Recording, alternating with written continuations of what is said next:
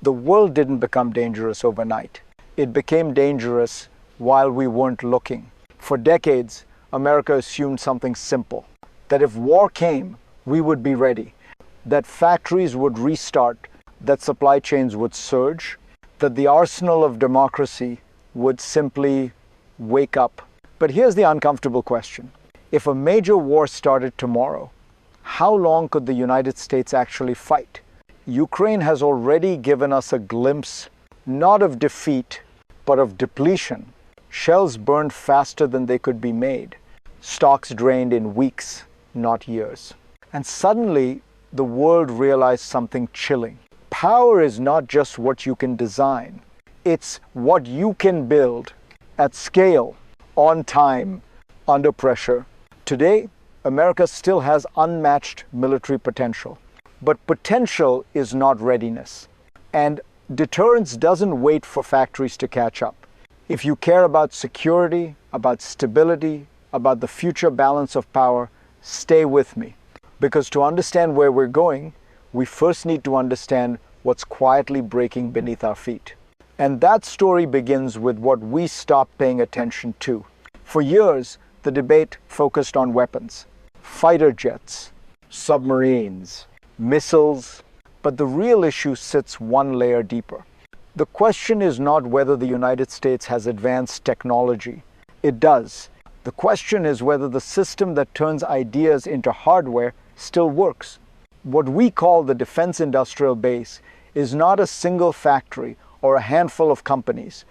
It is an ecosystem. Prime contractors, software firms, small suppliers, shipyards, government-owned depots, workforces trained over decades. And that ecosystem has quietly thinned. After the Cold War, attention drifted. Budgets flattened, factories consolidated, supply chains stretched across borders in the name of efficiency.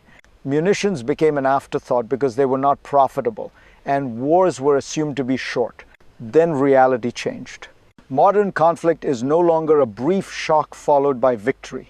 It is sustained pressure, high consumption, relentless demand.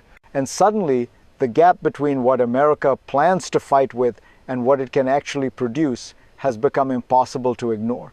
To understand how this gap opened, we have to go back to the moment America believed history had slowed down. At the end of the Cold War, the logic felt irresistible. The wall fell. The Soviet Union collapsed. And Washington believed it had earned a peace dividend. Bases closed. Factories merged.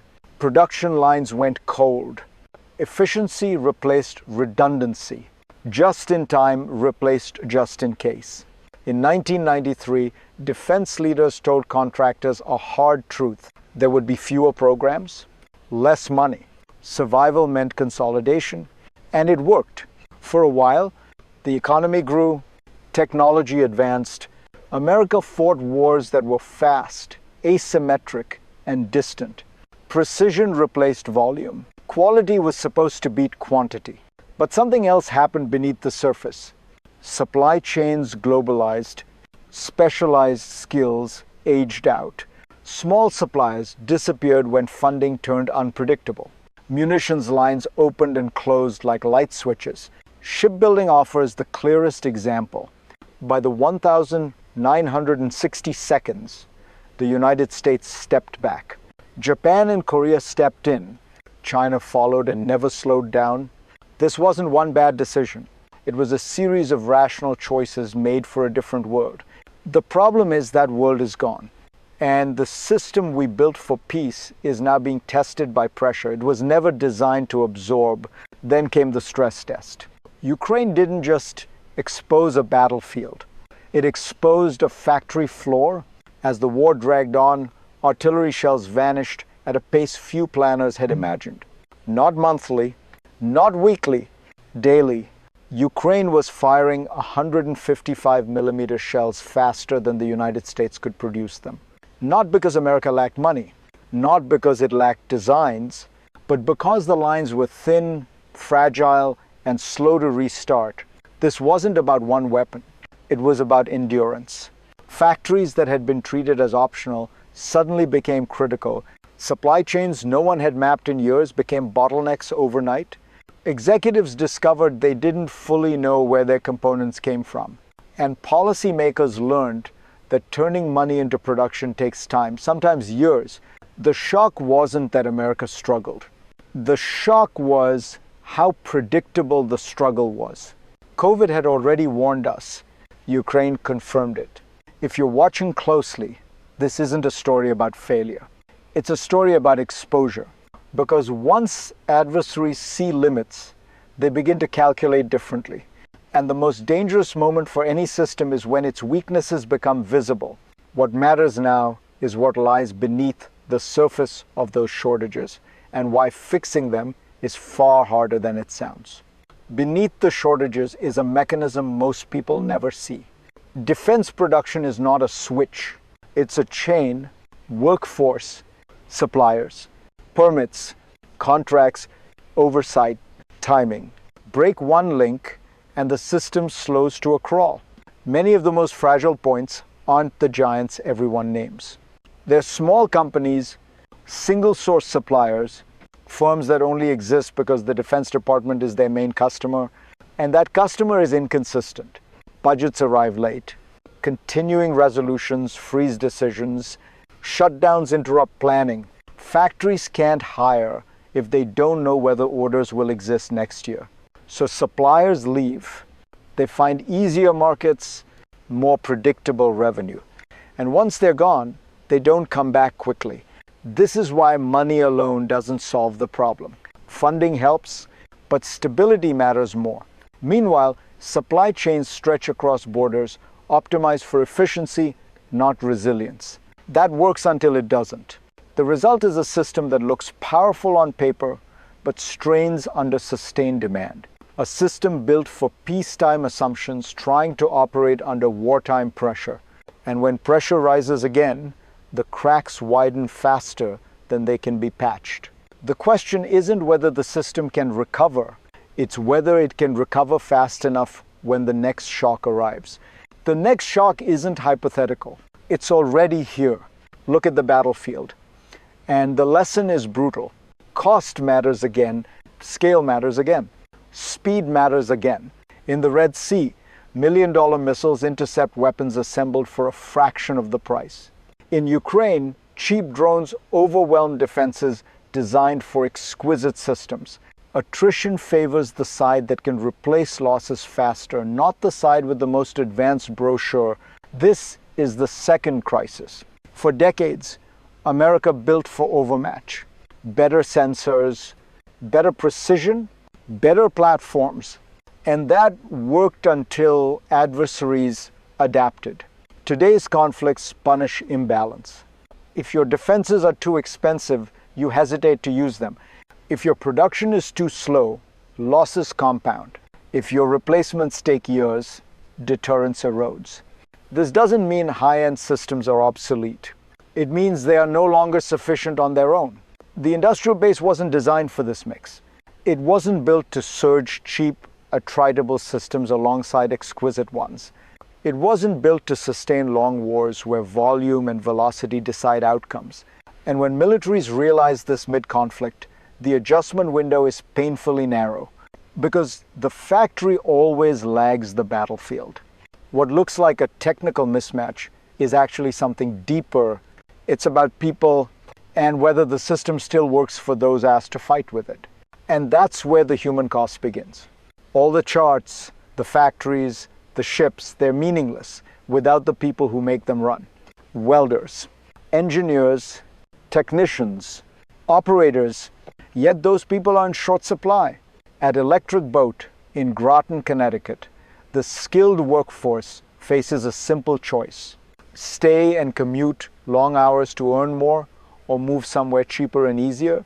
Pay alone doesn't solve it. Quality of life, housing costs, healthcare, and education all shape decisions. Regions are adapting. The Southeast lures talent with lower living costs. Community colleges, K-12 programs, apprenticeships train the next generation. Immigration policy and STEM programs supplement gaps.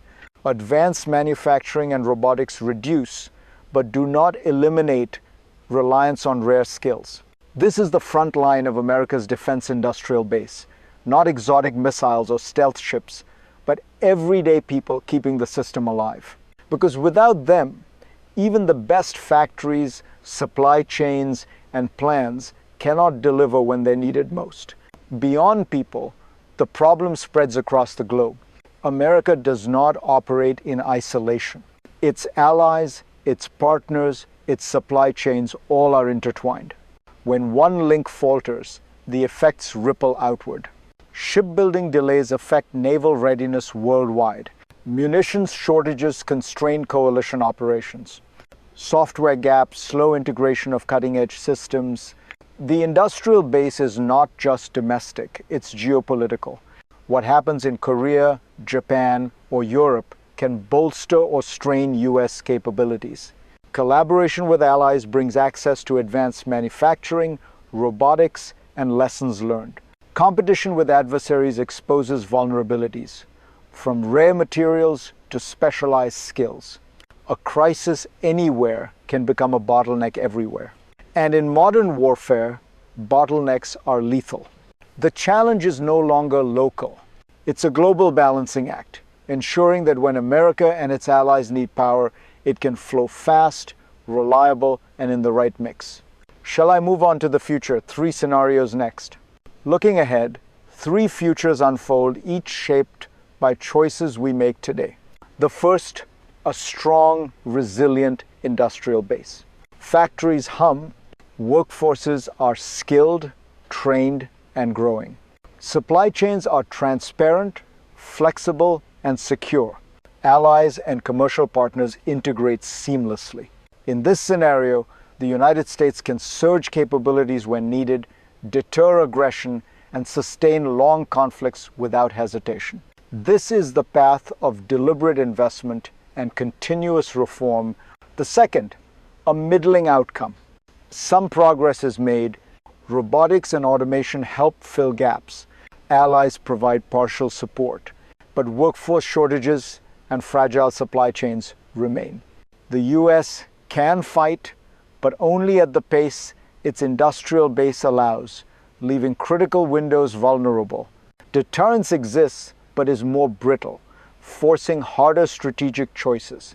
The third, the pessimistic scenario. Funding instability persists. Small suppliers vanish. Workforce crises worsen. Global supply chains fail in key sectors.